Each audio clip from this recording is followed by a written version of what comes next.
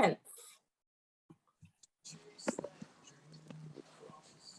Welcome everybody. Thank you for being here. In the chat, if you can please write your name and are you a parent? If yes, how many children and the ages? Have you interacted with parents, either at work, school, with friends, etc.? And number 4, what do you most admire about parents?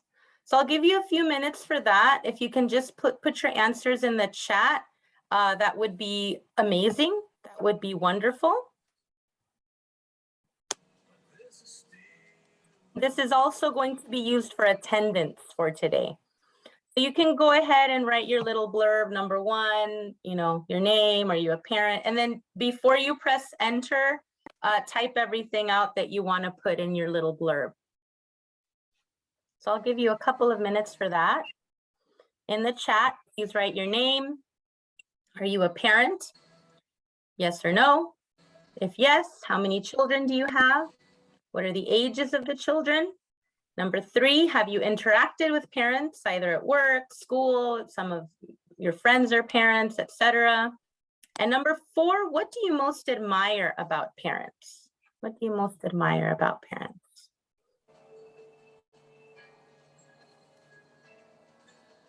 Thank you. I see the answers coming in. Thank you so much.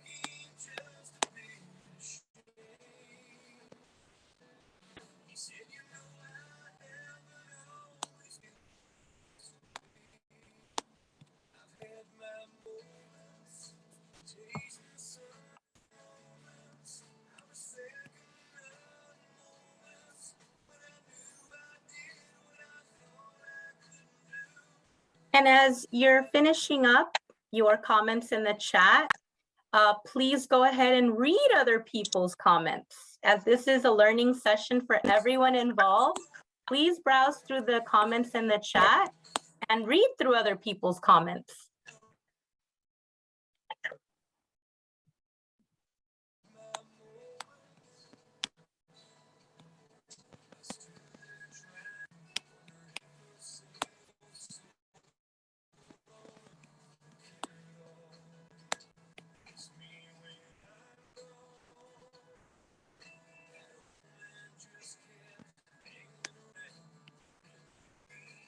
Please feel free to read through other people's comments as you're finishing, after you've finished your own. Thank you to everybody who has participated.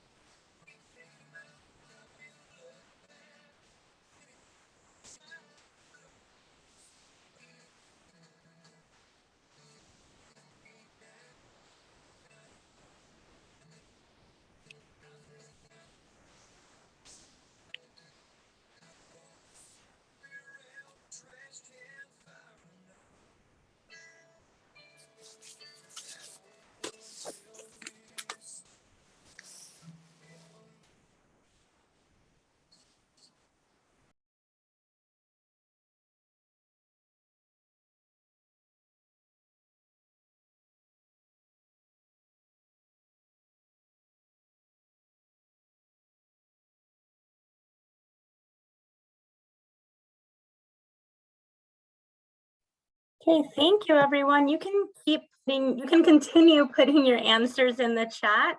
I'm going to read a few. I would love to read every single one, but we need to move on with the session.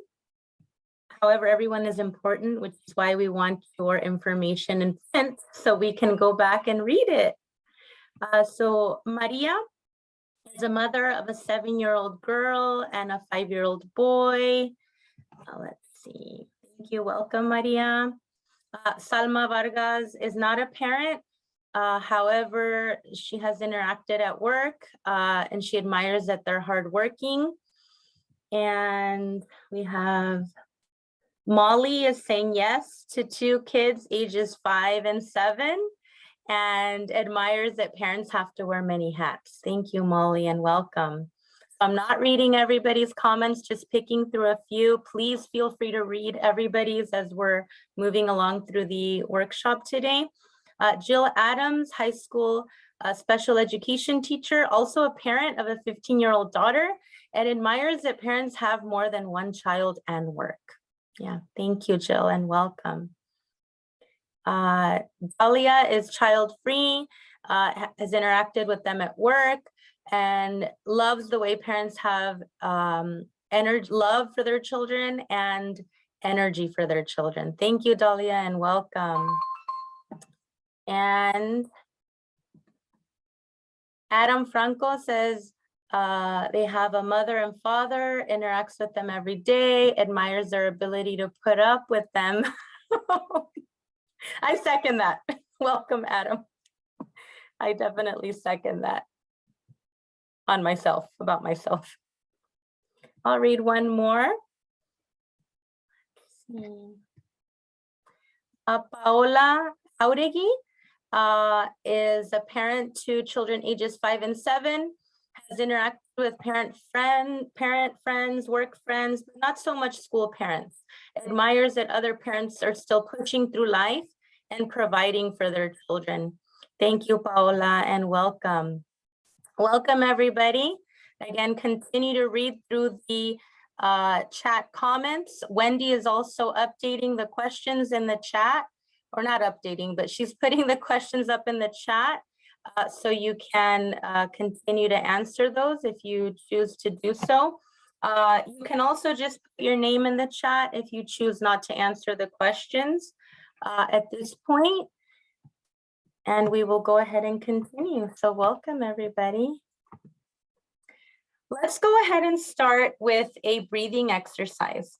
I have to give credit to my therapist for this exercise. This is a way to get into the moment, relax, and be more mindful about what's going on. I invite you to really embrace these minutes that we have together. We're here until 12 together, so our time is limited. So let's start this breathing. Number 1, put your tongue at the ridge of your teeth. So your tongue should go at the very edge of where your teeth and the top of your mouth meet. So inside, so put it there. And you're going to hold your tongue there throughout the exercise. If you're sitting, please sit up as with your back as straight as possible. Okay, it's as straight as possible. You can do this standing, so that's absolutely fine.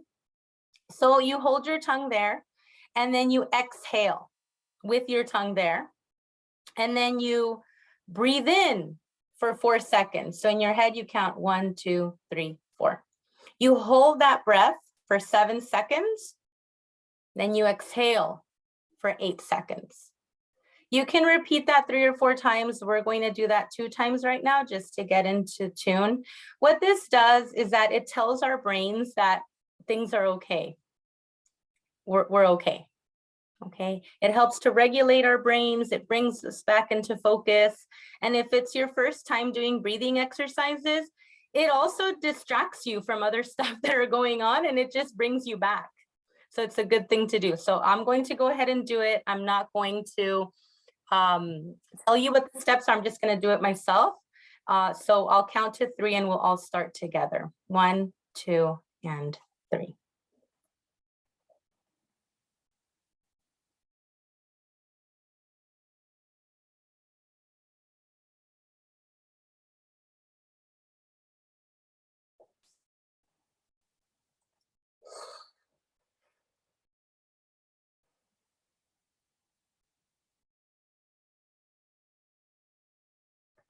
We'll do it one more time.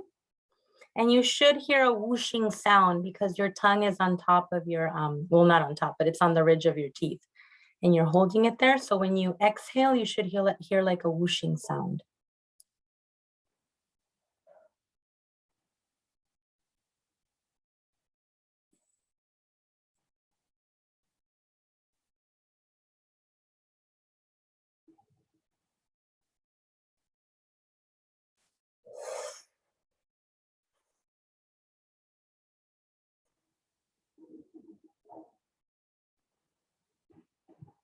Okay.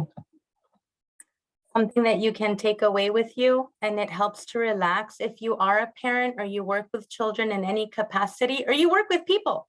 I think all of us do.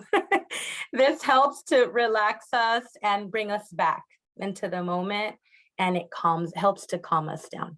So I hope that's one takeaway from today. Let's look at some definitions for our time together. This is from Teaching for Change, a nonprofit organization that provides information to help with working with parents in a more equitable and inclusive way. So they define equity as providing people with what they need to be successful, and takes into account historic and present day injustices and inequalities. Inclusion authentically brings traditionally excluded individuals and/or groups into processes, activities, and decision-making.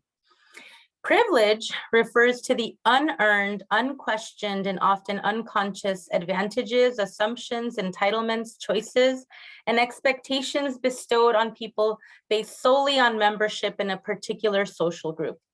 Examples include white privilege, male privilege, class privilege, heterosexual privilege, and education privilege. As I am sharing these definitions with you, I want to tell you a little bit more about myself, because I am a privileged person, but I am also a person of color who has not held privilege because of my color. I am the daughter of undocumented immigrants who became citizens of the United States several years ago. My parents are originally from Mexico, San Luis Potosí, Mexico. I am now married. I celebrated my 8th civil wedding anniversary on my husband's birthday, March 12th. We've been married for 8 years, and we have 3 wonderful children. And those 3 wonderful children are Clarissa, who is going to be 7 on August 23rd, Kobe Bryant's birthday, the late Kobe Bryant's birthday. I have Juliet, who is 4 years old, and her birthday, she was born on New Year's Day, January 1st. And I have Gregorio Cervantes Jr., who was born on my birthday. On my birthday on July 5th, 2020. So we have 3 children, and I am full-time faculty at El Camino College. So I've already shared a few of my privilege traits that I have. One is that I am a professor at a community college. That provides some level of privilege. I am an employed person. I have a job. That is privilege. I have a roof over my head. That's privilege. But I have shared some items that are not necessarily of privilege. That being one of them being that I'm a parent. So being a parent doesn't always provide us with privilege as being a person of color as well. Let's go on. What assumptions do we have about parents? What are the assumptions? So if you can, you feel free to unmute at this point, unmute or put it in the chat, and Wendy will monitor our chat. What assumptions do we have about parents? Some assumptions, sometimes it's just a stigma of like, I can go range like single parents that we're looked down because, oh, what happened in your marriage, or you didn't marry that person, is stigma. But sometimes it's different when parents are together and their kids behave differently, and they're like, aren't you teaching your children right? Why are you being a bad parent? But at the same time, everyone has different ways of teaching their children and raising them how they are. We just have to accept how it is, instead of judging them. Thank you, Paola. You said a bunch of assumptions that we have about parents. I want to highlight one that, single parents, oh, something must have not worked out with your marriage, or, you just didn't get married, right? Or, we have all these things, or your kids are not going to turn out as good because you're a single parent. Those are some assumptions that our society sometimes has about parents. And you mentioned others. You mentioned a lot, Paola. Thank you. In the chat, sorry, Yes, Cynthia. In the go chat, ahead. Julie says always burned out. Adam says strong-willed, and Aurelia says sometimes I think they're not concerned with healthy snacks. Thank you. Thank you. Any other assumptions? Couple more assumptions. Come on.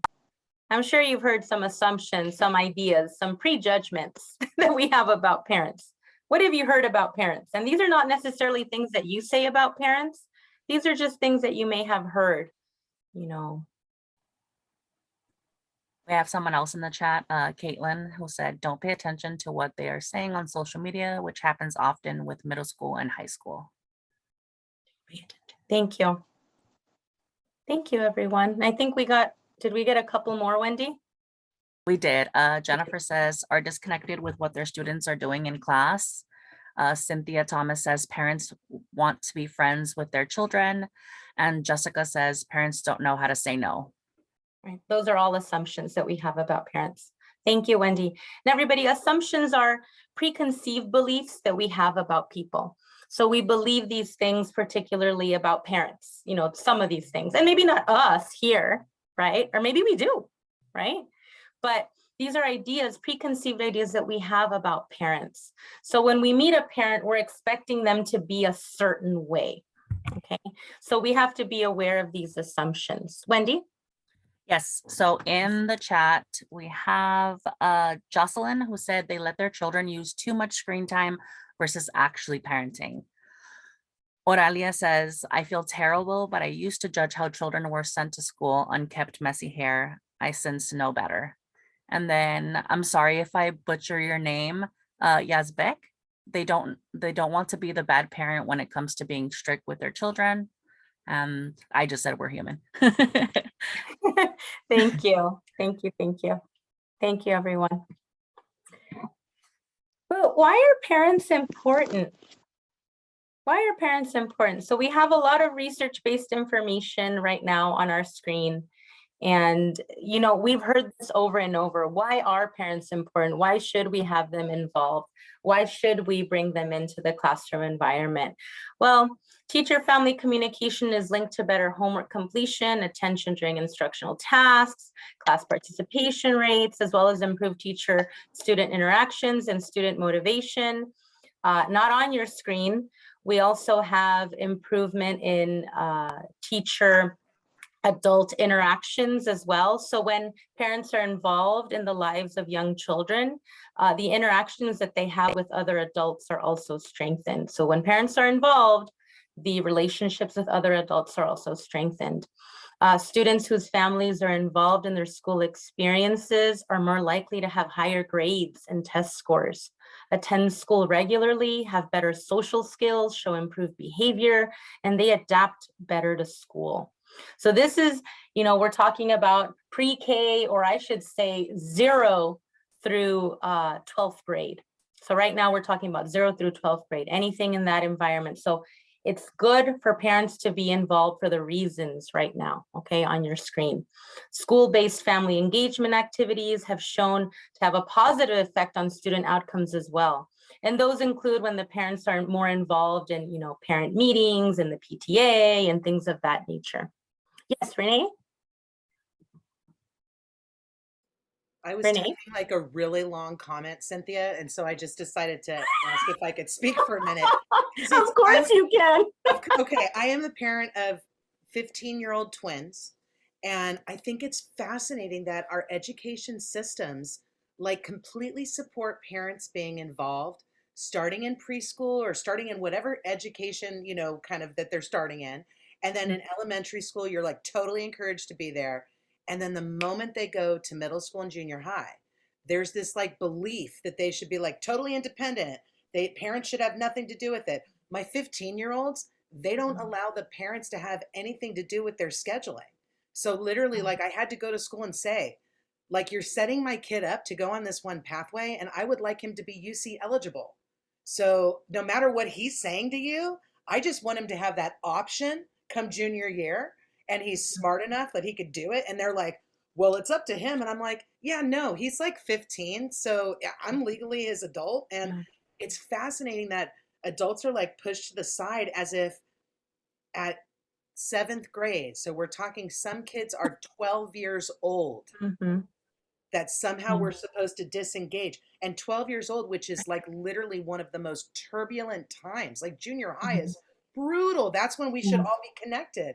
And then I think it's fascinating, even in our system, where we have students that go to dual enrollment, and there are simultaneously high school students and college students, yet the college professors who are teaching the dual enrollment are told, you may not interact with parents at all, even though all of those kids are still underage.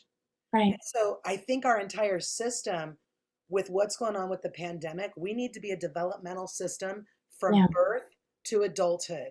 And we need to encourage parents and community to wrap their arms around what we are doing, and all of us do this together. It's time to break this whole idea that only little kids need parents involved. Exactly. Everybody needs parents involved. So thank you for allowing me to say that. I'm living it right now as a parent. It's bizarre. No, thank you, Renee. And you're absolutely on point. And I want to add, to further extend your point, I want to say that we do say from 0 to 12 years old, we do say, you're welcome, parents, you're welcome, we want you here. But are we really welcoming parents? Hence, the point of this session. So Renee is saying, when children turn 12, they go into 6th grade, 7th grade, parents are completely disconnected. And it's more like the children are on their own, and they're, scheduling on their own, and they're, making these big decisions, and parents are put to the side. So the whole system is not set up to support parents. And thank you, Renee, for adding that in. And it's wonderful that you're the parent of teenagers right now, and you're going through that. Other reasons why parents are important: students whose families help them make connections between their current school performance and their long-term goals is correlated with higher achievement levels for these students in secondary school, which is what Renee is talking about right now. So in the long term, we see benefits when parents are involved. And we do need to make a lot of adjustments in our education system regarding that, the involvement of parents throughout and at all developmental levels. The next points are related to college and the university level. So if we have anybody who wants to teach in the college level, or if we have any college professors here with us today, these statistics are very important. Why are parents important? Well, heck, there are students. I have a ton of parents who are also my students. Among the nearly 1.5 million California college and university students who applied for financial aid in the year 2018, more than 13% were parents. And I have to say this, that's only the parents who applied for financial aid. There's a ton of people who don't apply for financial aid, parents, a ton of parents who don't apply for financial aid. So there's many more parents than this statistic shows. The great majority of parents, 72%, intended to enroll in a community college rather than a public 4-year or private university. So community colleges have a ton of parents, and I know that firsthand. Every semester I learned that a lot of my students are parents. Parents attempt and accumulate fewer credits per term. We're talking about college students who are also parents here. Parents have slightly higher GPAs than non-parents in their first year. And parents are less likely to enroll full-time, persist from year to year, and earn a degree or certificate. Talk about a broken system, and Renee addressed that earlier. So we need from 0 through PhD level, we need to find ways to better support our parents. If you're unmuted, if I can ask that you can mute yourself, please, that'd be awesome. Everybody make sure that you're muted. I think we're getting a few scratching noises in the background. Thank you. So this is for people who are in higher education. And if you are a student and you're a parent, you're living this right now. You're going to school and you're experiencing trying to juggle attending school, trying to get a degree, a certificate, and you're seeing all of these barriers. So that's why it's so awesome to listen to what parents have to say when they're students, because there's these barriers that schools are continuing to perpetuate, and we want to start nipping those in the bud. How can we make our school environments more equitable and inclusive for all parents? That's why you're here. You want to know that. You want to help further these equity opportunities for our parents. And I always like to say, the first thing that we need to do is recognize our own biases. So in the chat, if I can have people admit or unmute yourself, who has biases here? Anybody have biases here? Anybody have a bias in the chat? Wendy, check the chat. Anybody have biases? Anybody So willing far, to? no one has said anything. Nobody has said anything. Okay, I so totally I'll have raise my Not about biases. bias, I mean. Say it out. Everybody No has bias. biases. We just need to realize what our biases are. Yes, and then- Carol just and then said we all have acknowledge bias. them when they happen and kind of catch ourselves. Yeah. So Carol, thank you, Renee. And Carol is just saying that you have biases too. Is that what you said, Wendy? Yes, Carol Yes. has just said we all have biases. Jennifer said, yes, I have biases. Okay. Jessica, Caitlin. Yeah. Okay. So yes, we all have biases and we have to recognize them. That was a trick question. So we all have biases and we need to recognize them. What are those biases that we have with parents? That's the first step in making an equitable environment for parents, for all parents. I like to say, sometimes we really like to say everyone's included in equity. Remember the definition of equity? It's to include everybody, provide the necessary resources so people can, succeed and not. But then that one parent comes across and starts, being the vocal parent and addressing needs, and you kind of go, shut up, right? That's not equity. And that is showing what? That's showing our bias. So what does that mean? That means that I have to recognize what gets on my nerves. When we recognize our bias, that means we recognize what is getting on who gets on my nerves and why. So if you have people that are, getting on your nerves, recognize why. What is it about this person? And I invite you, especially with parents, when you say, I love working with the children, but it's those parents, right? Why? Why is it? What do you believe about parents? And what do you believe about parents before you've even met them? So recognize what your biases are before you step foot into your classroom. Identify and work through our parent triggers. What does that mean? Well, when people get, what bothers me about parents? What bothers me? Does it bother me that they ask questions? Does it bother me that they may interrupt me? Does it bother me that they may laugh at my things that I say that are not funny or meant to be funny, right? When I'm giving a parent, conference? Does it bother me that they don't attend parent conferences? Does it bother me? What bothers me? So I invite you to reflect on what bothers you. What bothers you? What are those parent triggers? What about parents is like, okay, that's it, right? And guess what? We have to learn how to work through it, right? And we have to learn to see is this a bias that is becoming a behavior? Is this bias noticeable now? Is my behavior showing it? Am I rolling my eyes? Am I saying, no, you can't talk anymore? Am I saying this about this parent and not this about this other parent?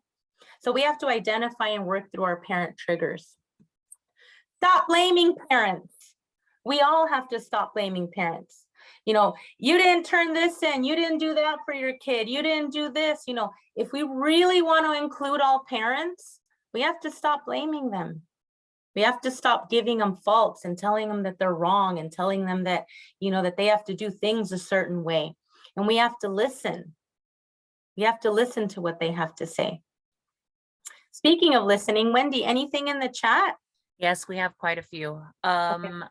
I just didn't want to interrupt you. I'm sorry. So I wanted to go back to what Paola said. She said, I do like this about Cal State LA. Regardless your situation, there's food pantry. I am working around my children's school schedule, but also work around their schedule. But babysitting should be available for parents to be able to go to school without worrying about who's going to babysit our children. Amen. And and then Cynthia Thomas, when we were talking about biases, mentioned that we're embarrassed by our biases. Dalia said we all do whether we are conscious of them or not, about biases. Right. And then let me see, Chris said the backfire effect and confirmation biases are some of the most difficult to relieve. And let's see, Dalia said then when they don't attend to their child's emotional needs. Chris mentioned when parents don't let their children explore and they get frightened by big body play. Sorry. Just going through. Michelle, I've recognized that some mothers' abuse is just so awful, but I've been pretty harsh with my oldest prior to knowing better. And then the last one we have is from Jessica. I find it hard to notice our cultural biases. Right. Thank you, everybody. Thank you, Wendy, for reading all of those thoughts that you're having as we're having this session together. In the stop blaming parents part, that's a hard one. And as I was listening to Wendy read your comments, I'm thinking about the times when, we're mandated reporters. And if you work with children, you know what that means. That means if we suspect any parent, any caregiver doing, the abuse part, this is not what the session is about, but I'm just going to mention, if we suspect that, we have to call it in and, you know the drill. Or you will learn the drill if you're going to work with children. And I just want to say that most parents want the best for their children. Most parents want the best for their children. And when we have that in our minds, we stop blaming parents for stuff that we think they should be doing. We stop, saying that they're irresponsible, that they can't, put the clothes on right, that they can't brush their hair on, et cetera, et cetera. We stop saying those things and we get on board to what's going on. Most parents want the best for their children. Can you say that with me? Even if you're not unmuting, if you unmute, that's awesome. If you don't, that's okay. Say it with me. 1, 2, 3. Most parents want the best for their children. Yes. And pat yourself on the back. Let's recognize that, because that's the absolute truth. Yeah, Most parents want the best. Sorry to Most interrupt. We have a parents. few things in the chat go that I ahead. wanted to read. Go ahead. So from Caitlin, something annoys me are when parents argue with the teacher that their golden child should have a higher grade in the class and do not listen to the teacher when the student has behavioral issues.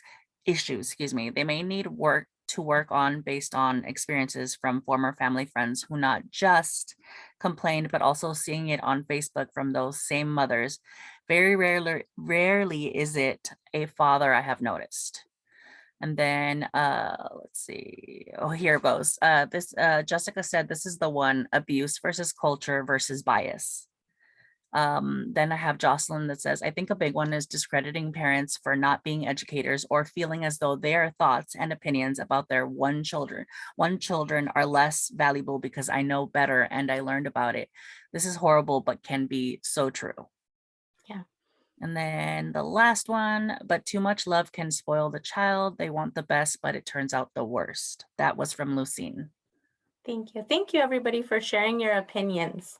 And in listening to your opinions, I do want to keep emphasizing that when we build equitable practices for parents, we do need to listen to everything that they say. And that's one of the toughest jobs that we have in our education system. And it's my firm belief that that's some of the reform that needs to happen. We're not listening enough as educators. We have a lot of reform to go. We need to listen more, act upon what is happening in our communities, and we need to stop hushing people up. Like, even if I don't agree with what you have to say, I should listen to it, because that's what equity means. We provide what? An open space for people to share, to listen, to express, right? In education, we do know that there are better practices, and we do know that there are obviously child development milestones, right? We know children go through things, but hey, we first want to have parents on board. This is all about relationships. I don't know about you, but when I meet somebody, if I'm immediately told that, you know, I look nasty or that my hair is a mess, I turn off to you. I don't know about you, but that's me. That's just me. I don't know about you. If you like to be told immediately when you meet somebody or when you're building a relationship, right, with somebody, that everything is wrong about you, right? What other thing can we do? We embrace all home languages. What does that mean? In the environment that we have in our classroom environments, we need to say what to parents? Speak Urdu at home, right? Speak Italian, speak Spanish, speak Japanese, right? Speak whatever home language you have. Speak that at home, embrace it. If you hear it in the classroom, that means, oh, tell us, right? What did you say? Can you translate that? That is a great cognitive ability to be able to translate, right? Material from English to Spanish, from Spanish to English. That's amazing. Right now, my 6-year-old, I am so proud of her. She's fully bilingual. She's reading in English and Spanish. And I'm like, yes, that's a parental milestone for us. And obviously for her, as you know, as a person becoming bilingual, she's reading in Spanish, and I'm super duper proud of her. And I want her school to embrace that. So any opportunity that I get, you know, I'll tell her teacher, hey, she's reading in Spanish, you know, and I'm letting her know. So she's aware, right? And so she celebrates that in the classroom as well when it comes up. Instead of what? Oh, you know, we don't have that here. We don't do that, right? We prefer, you know, the English only thing. Yes, we know that instruction is primarily given in English. We understand that. Yes, there are dual immersion, you know, schools. Yes, there are, you know, schools that provide in a different language. But we as a nation, we need to embrace all home languages, not just the ones that we feel comfortable with, but all home languages. And how do you do that? That's a question that I want to, you know, leave you with as well. How do you do that? We check for physical environments. If we want our parents to feel more welcome in our environments, we check for representation. Who wants to be represented? Raise your hand. I know I want to be represented. So that means in your classroom walls, in your environments, do you have posters? Do you have pictures of people that look like the parents that you work with? Do you have that?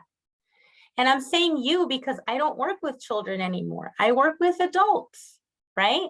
So what do I try to do? I do, you know, in my diversity course, I do a This Is Me collage, and we put them in the classroom pre-pandemic, and I still have some up in the classroom. We have This Is Me collages with pictures of our students, because our students want to see people that look like them, right? You want to feel it welcomed in the environment. Do you have toys? Do you have dolls? Do you have books, right? That look like the parents and the families in your environment, right? This not only helps children, but it helps parents when they're in the environments. Hopefully soon, schools are letting parents back in slowly, right? But hopefully soon, parents will be able to go back into these wonderful environments and see, hey, I'm welcome here. I'm wanted. Not view parents as needing fixing. When you get a parent in your environment, don't view them as, you know, you need, oh my gosh, you need to do this in your life, right? Because that is, you know, who wants to be in an environment where they're told, you know, Wendy, you need to do this about yourself, right? You need to fix that. Isn't it beautiful when we can realize that about ourselves, or when we can provide the resources so parents can see that on their own? That's where we want to get to. Always thank parents for all of their efforts. anything that parents do, if we want to be equitable, and remember, equity means include everybody and make everybody feel wanted and provide the support and resources that they need to feel wanted. Always thank them for their efforts, anything that parents do. And welcome them by saying good morning, hello, goodbye, thank you. Learn what they want you to be called. When I was in the classroom, I remember being on a first name basis with my parents because they were okay with it and I was okay with it, right? Hey, Maria, hi, Jim, hi, Jose, hi. You know, it's important that we get to a point where our relationship allows us to do what? To thank parents for what they do for their children. Always thank them, and that makes them feel important and wanted. There's a lot of stuff here. This is from Teach for Change. And it's, so again, I said this earlier, this is a wonderful organization that provides information on how to better work with parents on an equitable level.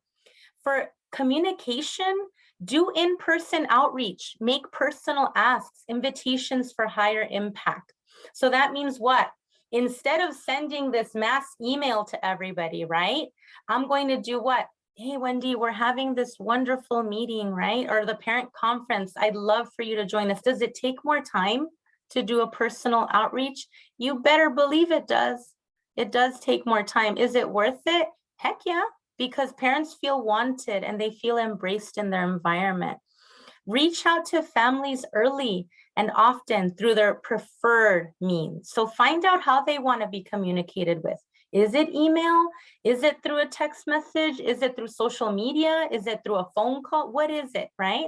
Find that out. Do communicate in the major languages spoken by families. I am not trilingual.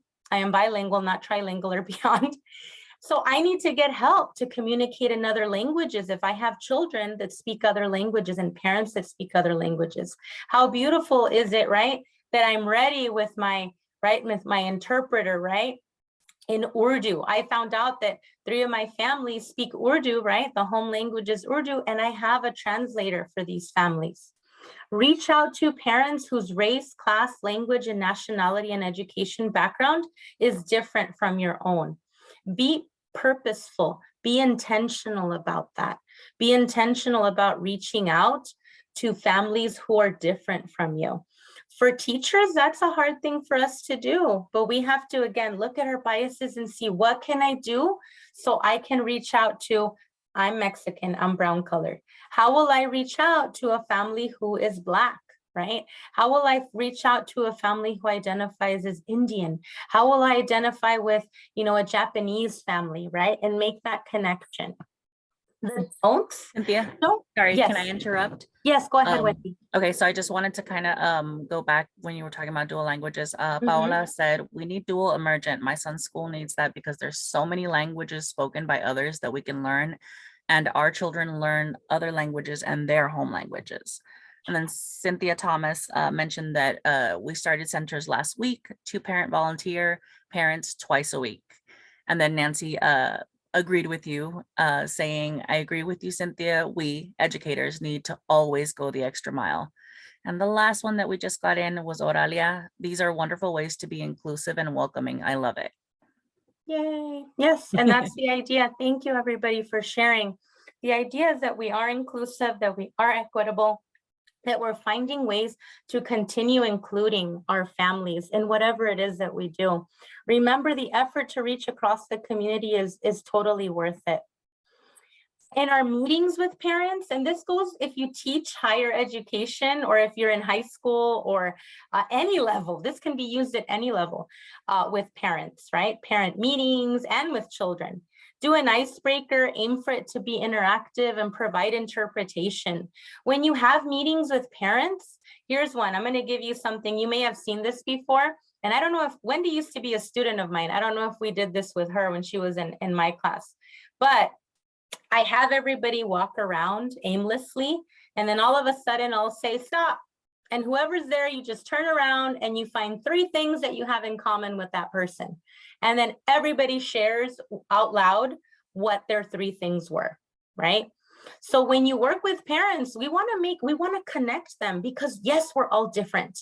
So find ways, find icebreakers that you can do so you can connect your parents when you have parent meetings, when you have things that involve parents, right? Or just when you are talking with parents. We have to change our ways of working with parents, because parents, heck, we have a gazillion things going on in our heads right now. If we had a little bubble that came out from our head and that was visual, it right now mine would say, thinking about Clarissa, who is at school, thinking about husband with the other two kids, thinking about the laundry, thinking all this stuff, right? So when we talk with parents, it's also important when we meet with them to create meeting agendas and include things that they want to talk about. If you're having a conference with a parent, schedule time, right? And this always, unfortunately, it always goes back to what the school is allowing you, right? I only have this much time. Well, it means we have to advocate for more. If I need more time with parents so they can tell me what's on their mind, instead of me just having this quick 15-minute to just, this is wrong with your child, right?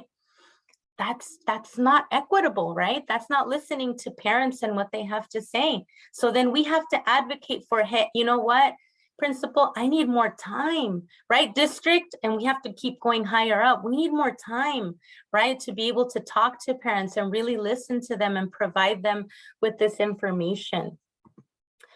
Remember, all approach to parents, parent meetings are important.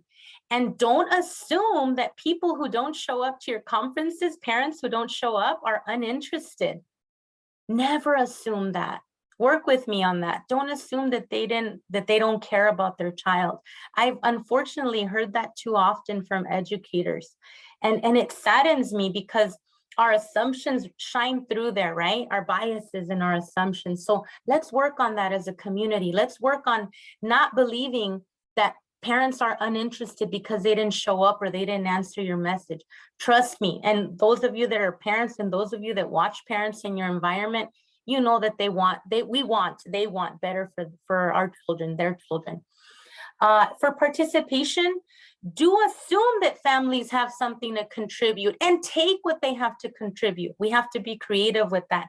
Make them feel welcome, included. Do listen to what parents across the community say should be done for the group to be more inclusive and representative. I'm going to tell you something. So a couple of weeks ago, I volunteered for my daughter's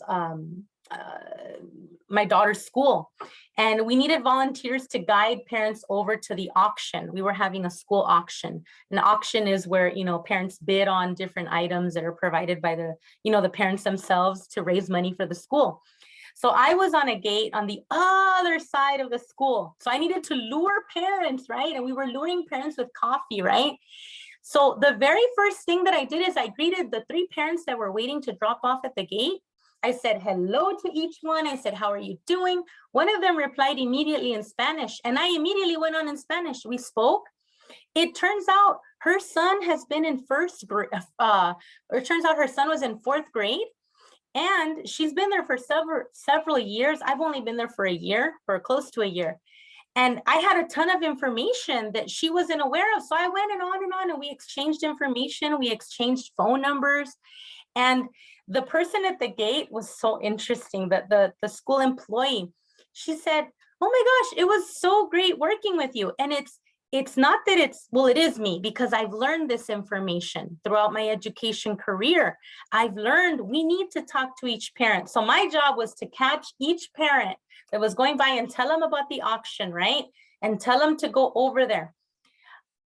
I've noticed, right, not just at my daughter's school, but at other schools, that we sometimes don't approach every parent. Stop and think about that. Why? In the interest of time, I'm going to give you the answer. It has to do with our biases and with our assumptions about people. You look Mexican, you probably don't bid on this stuff. You look Mexican, you're probably the nanny, right? So I want you to stop and think about that. And I want you to really think about, you know, how are we encouraging participation from all parents? From all parents. Who do I talk to? Who don't I talk to? Heck, I need to talk to these parents more because I haven't approached them in, you know, a couple of days, a couple of weeks, right? Don't ignore or depreciate the ways in which families already participate or contribute to the school. I have a nephew who a few days ago told me that his school asks for a donation. He goes to his daughters go to a public school. And he said to me, you know, I don't care if they graduate high school.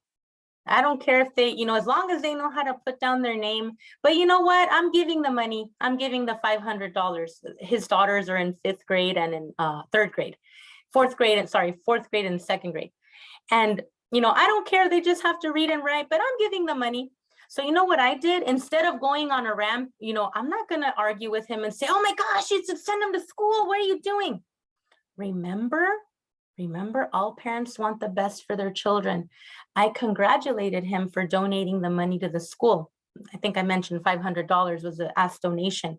I said, hey, that's awesome that you're contributing, right? The school, you know, really benefits and the kids benefit in this way. I didn't argue with him. I did what? I congratulated him for what he's doing. Congratulate parents for what they're doing. And when we congratulate and build the relationships, parents want to talk to us more. They'll want to listen to us, right? And they'll want to listen to all the good things about their kids and, you know, about our schools and about what we're doing and about our curriculum. But once we start like, oh no, you're wrong. Why are you doing this with your child, right? That's the approach that really pushes people away. So here's the thing that I said earlier when Renee made her comments about her children, her teenage children. Decision-making power. We say we want you here, but we don't really want you here. Anybody know about that?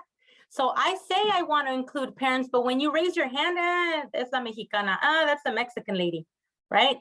That's the Mexican lady with them. I'm talking about myself right now. That's the Mexican lady with the messed up hair. I don't really want her to talk. She talks too much, right? And I do what? I push her to the side. Oh, that's that black lady over there that always wants to start trouble, right? We don't want her, right?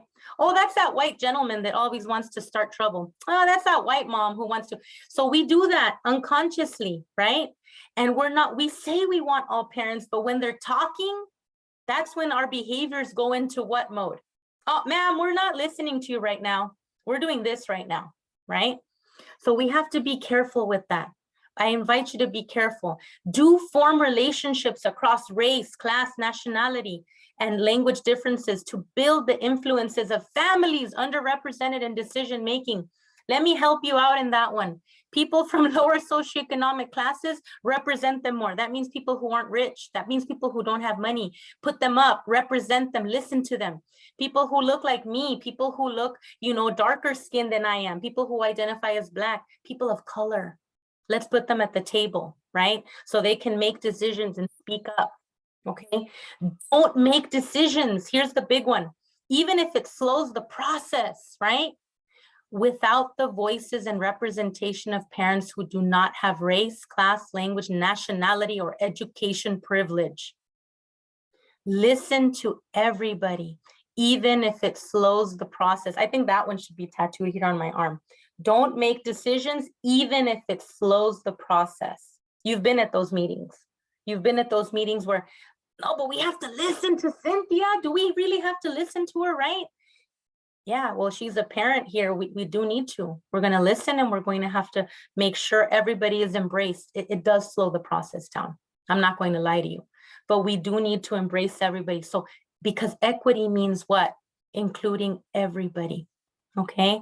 Remember, pursuing equity and inclusion mean being clear about how injustice shows up, finding ways to confront it, and changing the systems that create and sustain it. Okay. Group dynamics, encourage, follow, and respect the leadership of lower income families and parents of color. I've mentioned that. You will get access to this PowerPoint once this is over. Remember, relationship building is the key to breaking down walls and barriers. It's about relationships. Can I ask you for a favor? Can I ask everybody for a favor? Yes? No? Maybe? Everybody who's here? Yes, ask. Yes, please.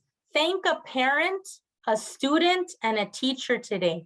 Thank them. Just thank them for who they are, for what they're doing.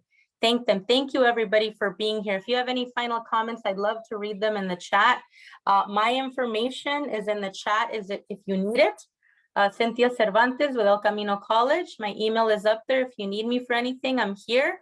It's been a pleasure. And embrace and thank everybody in your lives and give yourself a big hug. Thank you, everybody. Have a great day. We can stop recording.